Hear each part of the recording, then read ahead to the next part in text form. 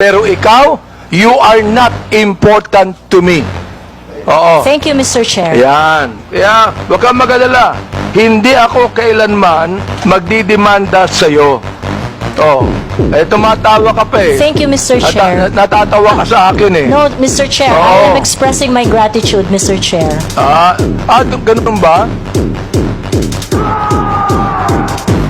You made a statement against me. Ang sabi mo, ganito, kung abante, paswelduhan ka ng taxpayer, tinawag mo akong tinawag mo akong ba't mo ginawa sa akin yun? Gusto mo ba akong umiyak ngayon sa'yo? Please, yes. That is part of my freedom of speech, Mr. Oh, Chair. is that right? Yes, Mr. Chair. So your freedom of speech is to tell a person that he is freedom of speech ba yan? My freedom of speech, part of my freedom Ay, ang of galing speech is mo. to react Ang on the galing mo. action of Ito a public Sinabi official. mo in another post, ito sirahin mo. Isasampal ko ito sa pagmumukha mo. Is that still freedom of speech? Yes, Mr. Chair. Ganon. If I tell you right now, sasampalin kita.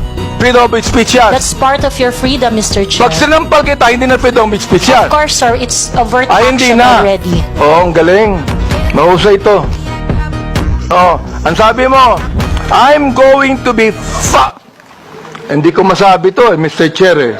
F-U-C-K-E-D. Prepared. Mr. Chair, I cannot intelligently answer if I do not know when the post was posted.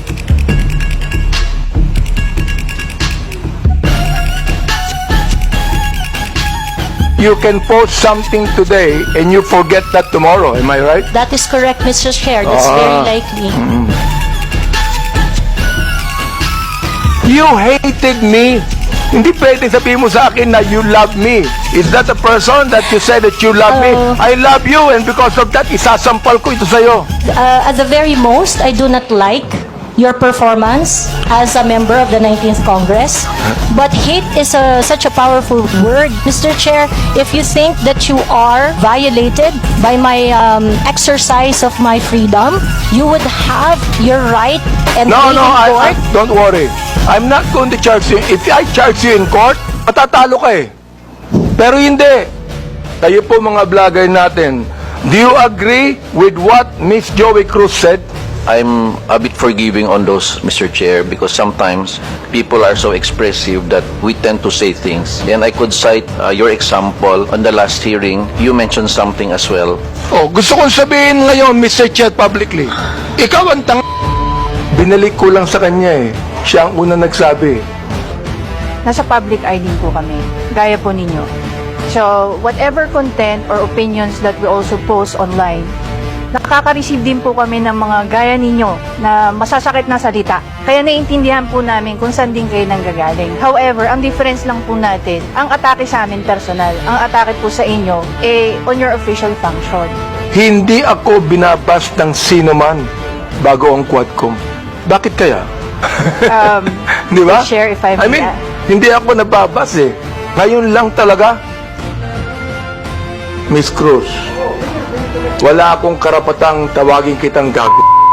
And I respect your opinion, Mr. Chair. Not my opinion. That is my belief. I respect your belief, Mr. Iba Chair. yung belief. Marami ring bashing ang binigay ni Miss Cruz kay Congressman Ace Barbers eh. Mr. Chair, I would just like to inform the court that there is a pending action that I have against Ace Barber. So I would like to invoke the sub judice rule on that matter. Wala namang kasong pinail eh. No, Mr. Chair, I filed a libel suit against Congressman Barber. Kay Ace Barbers. Yes, Mr. Chair. Oo. Huwag ka na mag-file ng libel suit sa akin. Wala naman akong sinabing masama sa iyo eh.